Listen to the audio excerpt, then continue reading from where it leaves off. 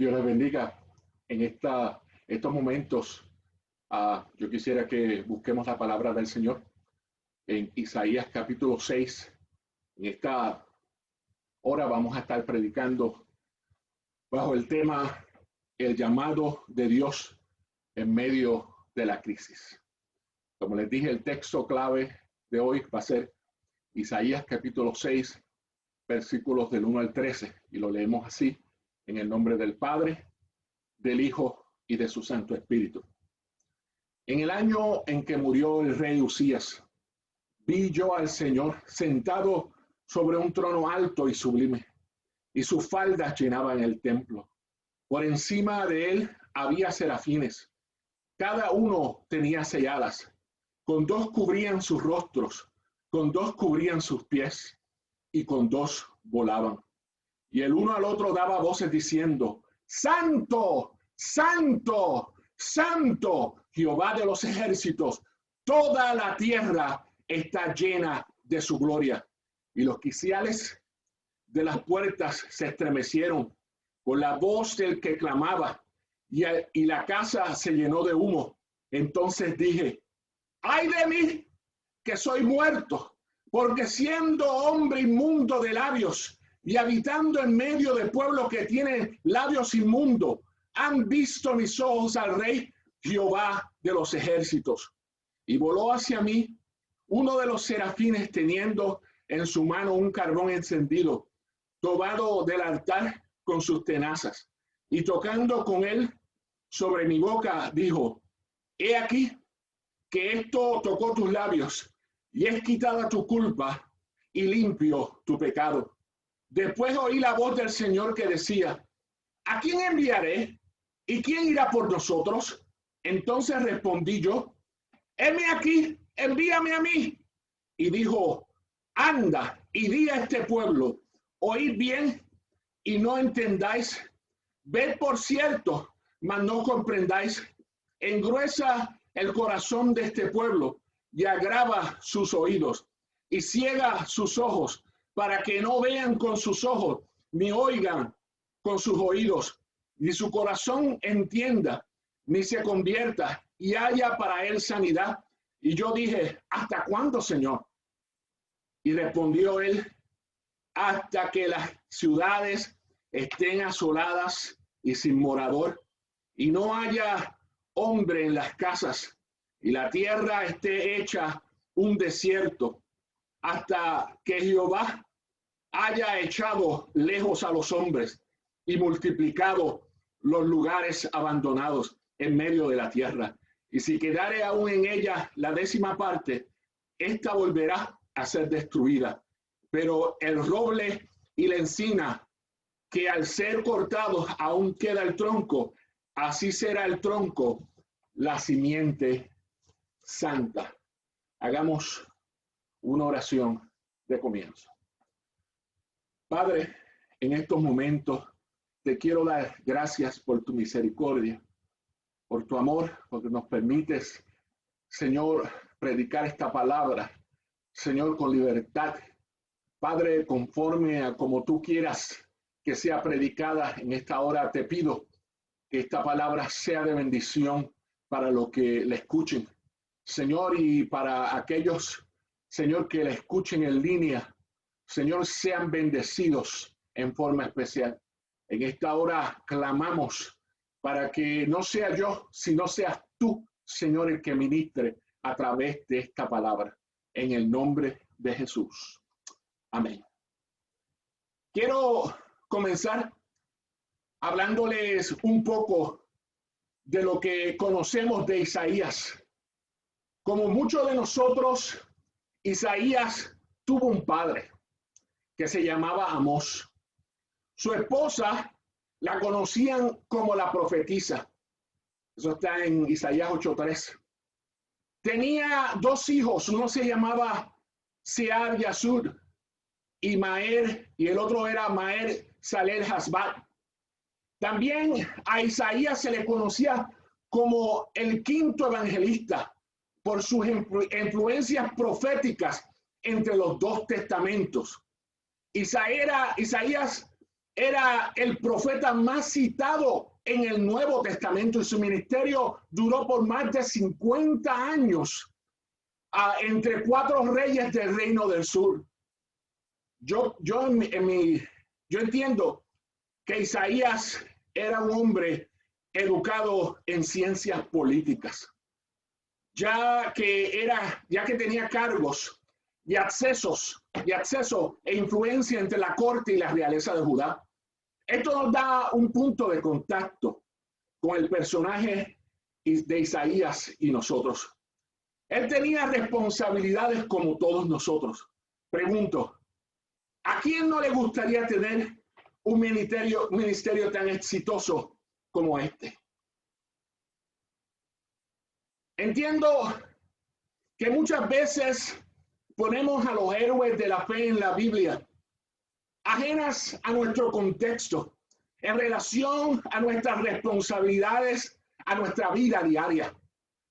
Tengo que admitir que nosotros como líderes tenemos mucha culpa por este pensamiento equivocado entre los héroes de la fe, de la Biblia y nosotros mismos.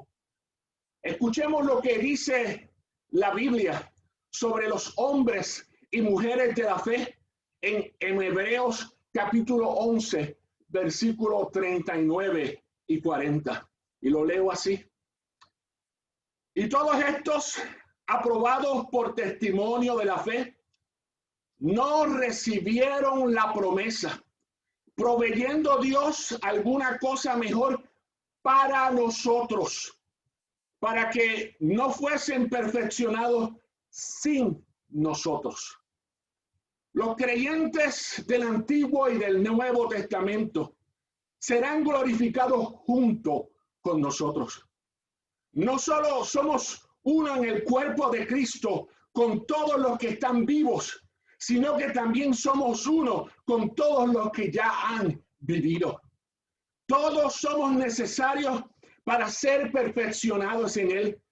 Jesús verá la aflicción de su alma y quedará satisfecho.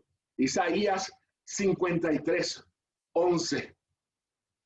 En mi experiencia, creo que Dios me llamó. Isaías 6 me recuerda la experiencia de mi llamado para ser pastor en la ciudad de Cleveland, Ohio. Tenemos que aclarar que la experiencia de un llamado no tiene que ser sobrenatural. El problema está en que debemos entender cómo el llamado de Dios o el proceso por el cual debemos pasar para entender que hemos sido llamados por Dios. Ahora, ¿qué significa ser llamados por Dios?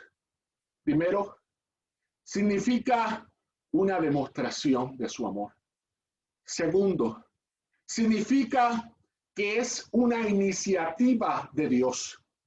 Y tercero, significa una apreciación de que Dios nos toma en serio. Para entender el llamado de Dios, tenemos que verlo de una forma completa, holística. Primero, Dios nos hace un llamado general, que es la invitación a seguir a Jesús para salvación, a ser cristianos. Segundo, un llamado específico a una vocación que es única para nosotros como personas. Es nuestra misión de cristianos en el mundo. La responsabilidad, el tercero, las responsabilidades inmediatas o diarias. A estas tareas o deberes que Dios nos llama a hacer hoy con nuestro prójimo en la iglesia, comunidad y familia. Algo que muchas veces no entendemos como un llamado de Dios, lo vemos como algo secular, pero es parte de nuestro llamado para servirle al Señor. Como ya hemos visto, Isaías fue un ser humano como nosotros y en consecuencia experimentaría la crisis. El tener un llamado no nos excusa de problemas o crisis. ¿Qué podemos pasar? Nosotros vamos a ver que Isaías se tuvo que encontrar en una crisis. Para continuar, hablemos primero entonces lo que es una crisis.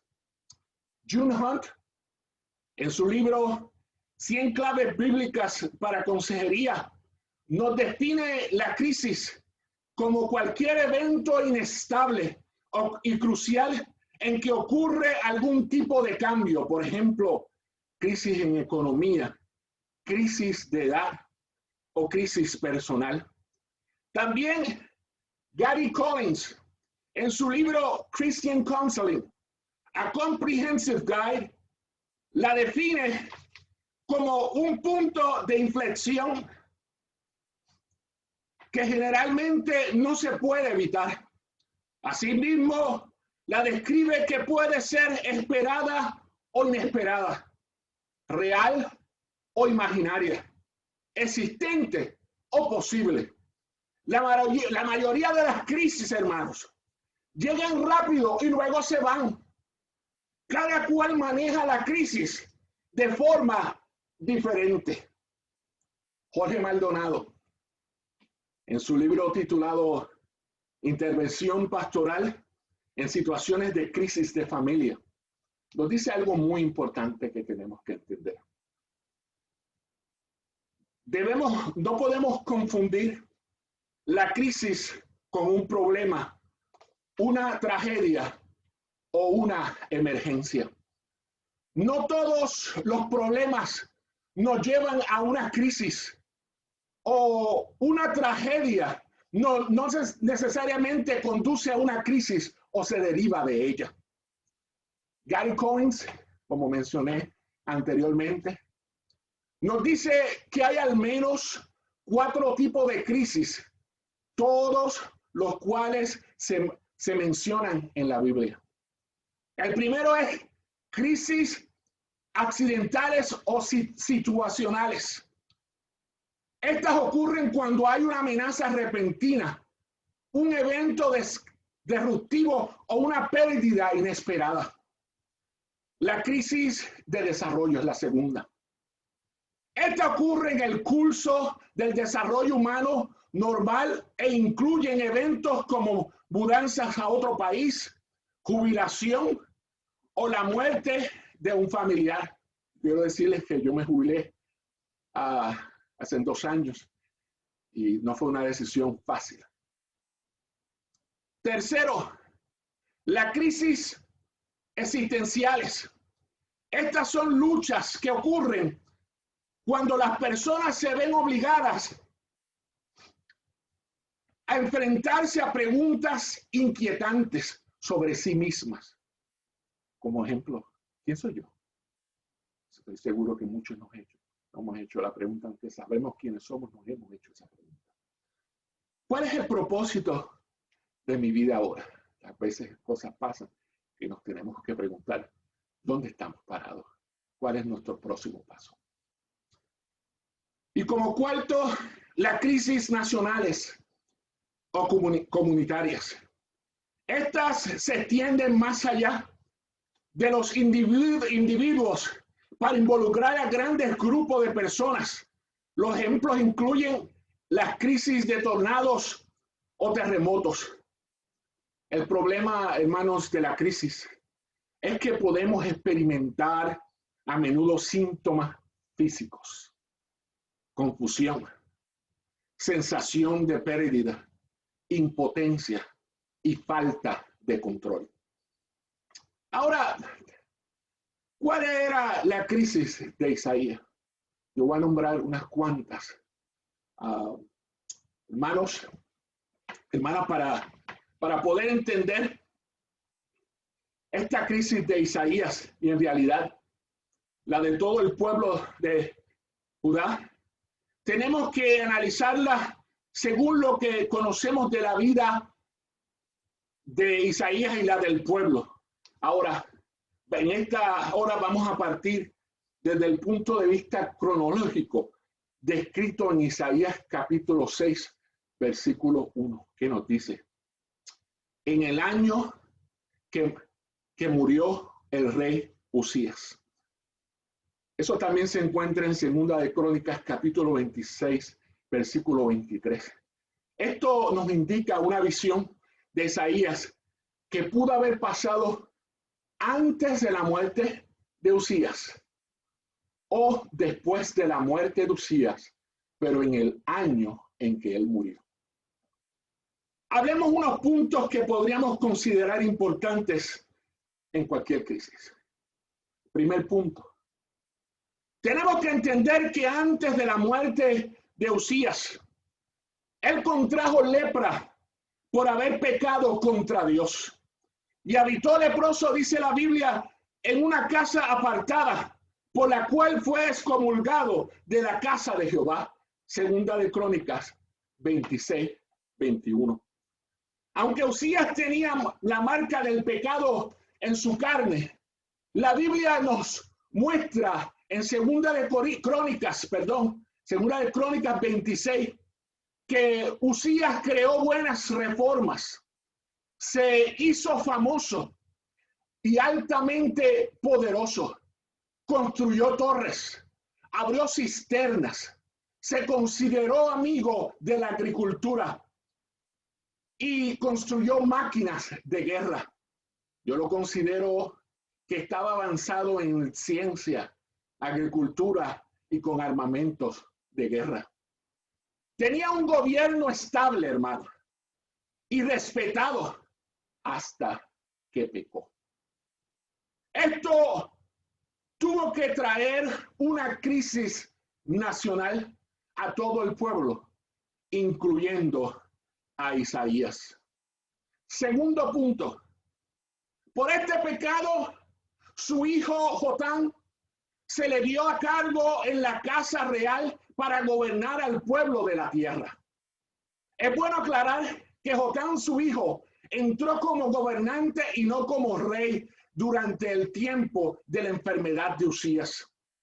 Estos cambios nos indican otra crisis en el gobierno, las funciones e interpretaciones del profeta Isaías y en la vida del pueblo. Tercer punto. La tradición dice que Isaías era primo del rey Usías. Su enfermedad y muerte tuvo que haber traído una infección a su vida. Cuarto punto. El contenido del libro de Isaías manifiesta que Isaías era un hombre con acceso e influencia entre la realeza de Judá, como hemos dicho. Y como profeta formaba parte de la corte real de Judá. Esto le ayudó a posicionarse, a observar los problemas religiosos, políticos y sociales de su época, desde una posición privilegiada por su tarea. Cualquier cargo, hermano, de liderazgo que trae cambios a las responsabilidades que nos acostumbramos a hacer, puede crear una crisis en nuestra vida, una crisis personal. Quinto punto. En la sociedad existía un abismo entre la clase pobre y rica. Esto creó una injusticia, ansiedad, interés propio, extorsión y desalojos, haciendo miserable la vida de los pobres. Los ingresos del templo habían aumentado, pero había un divorcio evidente entre la religión y la vida. Toda la vida nacional estaba impregnada de un orgullo y una autocomplacencia que llevaban al pueblo a olvidar toda dependencia de Dios. En una frialdad, hermano, del pueblo se forman crisis espirituales. Y más cuando el Espíritu Santo está en el asunto redarguyendo nuestras vidas. Último punto. Toda la región de aquel tiempo se encontraba bajo las amenazas de las políticas expansionistas y colonialistas, de los imperios que luchaban por tener la supremacía mundial de aquel tiempo. Quiero aclarar que Isaías rechazó abierta y firmemente estos tipos de avances. El imperio que estaba avanzando militarmente en aquel tiempo fue el imperio asirio. Quiero que sepan que no fue casualidad que Usías muere alrededor del año 740 y que las cruzadas militares de Asiria comenzaron en ese mismo año. Isaías, como consejero de la corte real, esto podía traer una crisis a la vida de él y era una crisis nacional. En otras palabras, la enfermedad de Usías por su pecado trajo incertidumbre, inestabilidad, inseguridad y miedo. Con su muerte se agravaba todas estas situaciones. La crisis podía ser más aguda. Hermanos y hermanas, algunos me dirán que tal vez que ninguno de estos puntos crearía una crisis en su vida o que no han pasado por esto. La realidad es que como líderes no podemos pensar como nosotros, sino que también a los que le ministramos. Como ejemplo, durante la crisis que está viviendo Estados Unidos con relación a lo que es verdad versus teorías de conspiración, es algo preocupante. Se ha convertido en una crisis nacional, no por los que no conocen a Dios solamente, sino porque muchos en la iglesia han abrazado estas cosas.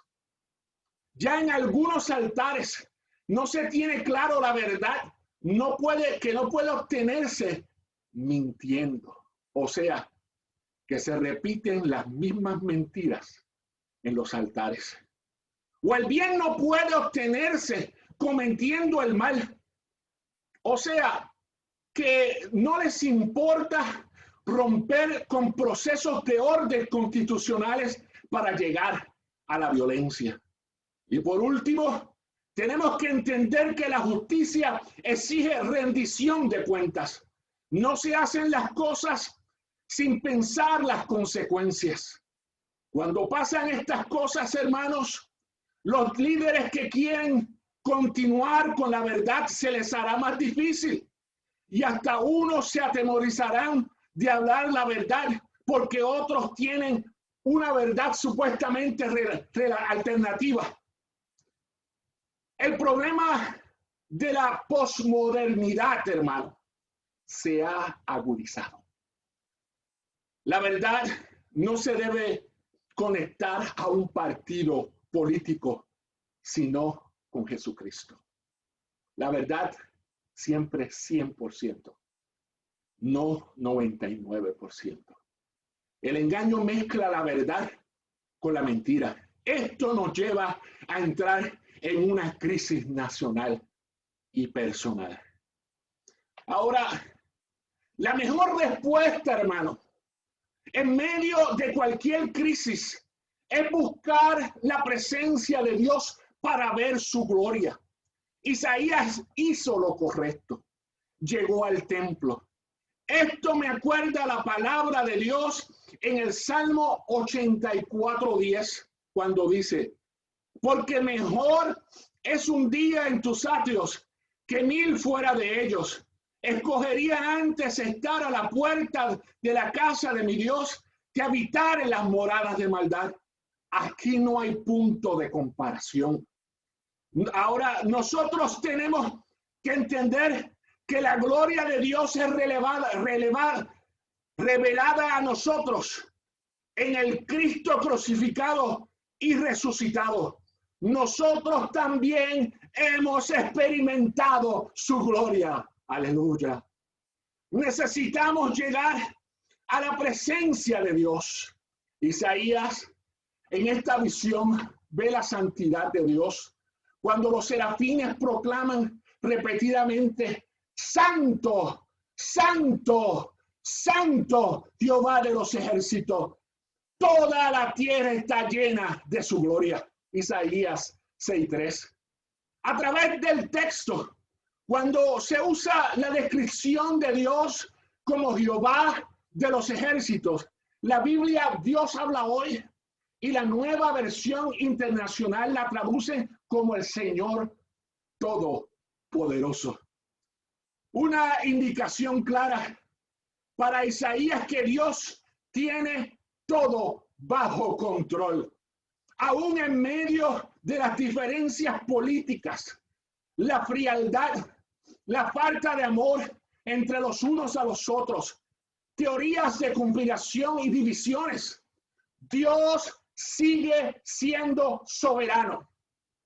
El gran mensaje que manifestó con fuerza Isaías es que la salvación del pueblo en aquel tiempo dependía directamente y exclusivamente de Dios.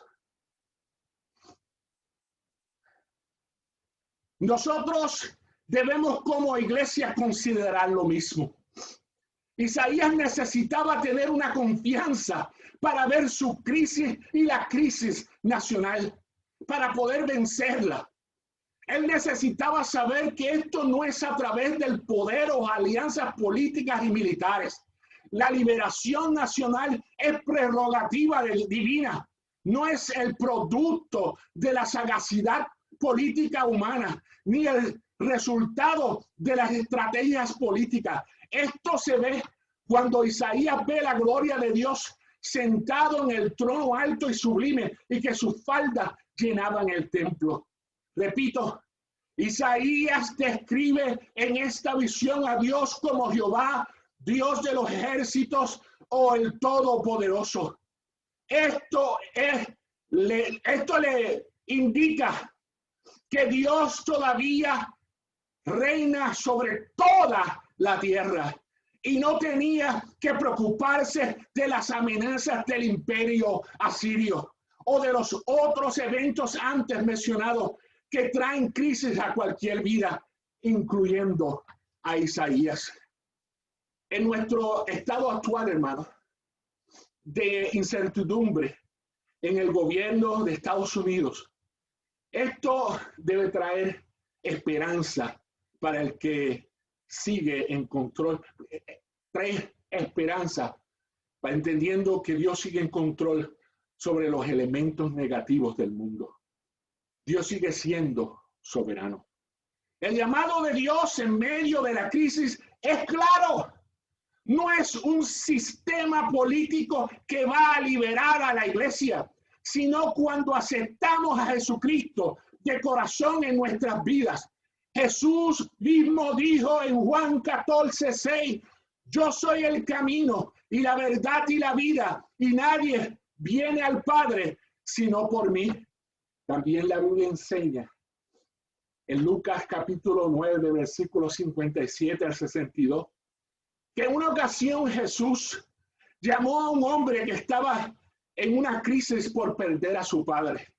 El hombre le pidió a Jesús que le dejara primero darle sepultura a su padre.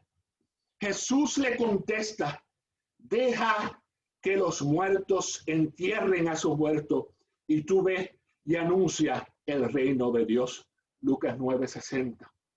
El problema no era que Jesús no quería respetar su responsabilidad como hijo, sino que existía otra motivación. Jesús estaba proclamando que el verdadero discipulado demanda acción inmediata. Hay un costo en seguir a Jesús y cada uno debe estar dispuesto a servir aun cuando requiere sacrificio. Tenemos que reconocer que la crisis es parte de nuestras vidas y tenemos que vencerla para poder servir a Jesús. Nuestra respuesta, nuestra responsabilidad es que aún en medio de la crisis personal, política, social, eclesial, comunitaria o familiar, podamos responder al llamado de Dios de anunciar su palabra. Nuestra respuesta no está en ningún partido político, sino en que prediquemos la verdad de la palabra de Dios. No nos engañemos. Alinearnos con un partido político no nos identifica como cristianos, sino es como vivimos nuestra vida cristiana. La verdadera crisis decisiva de Isaías llegó cuando es confrontado por la gloria de Dios. Nuestras vidas deben ser confrontadas por esa experiencia. El profeta Isaías, angustiado al ver la realidad de su propio pecado, ante la presencia del Santo, Santo, Santo de Israel, Jehová de los ejércitos, el Todopoderoso, no le quedó remedio que decir en Isaías 6:5, ay de mí que soy muerto, porque siendo hombre inmundo de labios y habitando en medio de pueblos que tiene labios inmundos, han visto mis ojos al Rey, Jehová de los ejércitos. La santificación, hermanos, completa es un evento de crisis para los creyentes. ¿Qué ocurre cuando nosotros hacemos una consagración completa, extendiéndose en fe para recibir el bautismo del Espíritu Santo que limpia el corazón de todo pecado innato? Consideremos ahora 3 puntos importantes en esta experiencia de la crisis de Isaías. Primer punto. Isaías responde con humillación. Isaías reconoce su condición personal. La humillación es adoptar una actitud de humildad en una situación o ante una persona. En este caso, es al Dios que puede perdonar nuestros pecados. Santiago capítulo 4, versículo 10 nos dice, humillaos delante del Señor y Él os exaltará. En primera de Pedro capítulo 5, versículos 6-7 también nos dice, humillaos pues bajo la poderosa mano de Dios, para que Él os exalte cuando fuere tiempo, echando toda vuestra ansiedad sobre Él, porque Él tiene cuidado de vosotros. No podemos dejar nuestro gran ejemplo, hermanos, Cristo mismo, como nos dice en Filipenses capítulo 2, versículos del 5 al 11. Haya pues en vosotros este sentir que hubo en Cristo Jesús, el cual siendo en forma de Dios, no estimó el ser igual a Dios como cosa a que aferrarse, sino que se despojó a sí mismo, tomando forma de siervo, hecho semejante a los hombres, y estando en condición de hombre, se humilló a sí mismo, haciéndose obediente hasta la muerte y muerte de cruz. Por lo cual Dios también le exaltó hasta lo sumo y le dio un nombre que es sobre todo nombre, para que en el nombre de Jesús se doble toda rodilla de los que están en los cielos y en la tierra y debajo de la tierra, y toda lengua confiese que Jesucristo es el Señor, para gloria de Dios Padre. Segundo punto. Isaías mostró respaldo al colocarse al lado de sus compatriotas por su pecado. No se puso en una posición de superioridad porque vio la gloria de Dios. Esto es un requisito indispensable, hermano, para el desempeño efectivo de una labor ministerial. Isaías se identifica plenamente con las personas que habría de servir. Oiga esto, cuando nos identificamos con los que hablamos desde el corazón. Aleluya. Otro ejemplo de esto lo vemos en la oración de Nehemías, capítulo 1, versículos 5 y 6. Nos dice, te ruego, oh Jehová, Dios de los cielos, fuerte, grande y temible, que guarda el pacto y la misericordia a los que aman y que guardan sus mandamientos.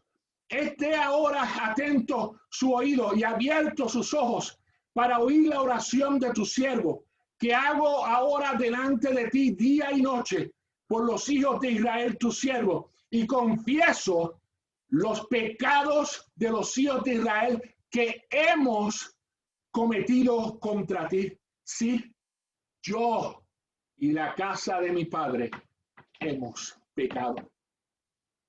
El último punto, Isaías describe el perdón de Dios.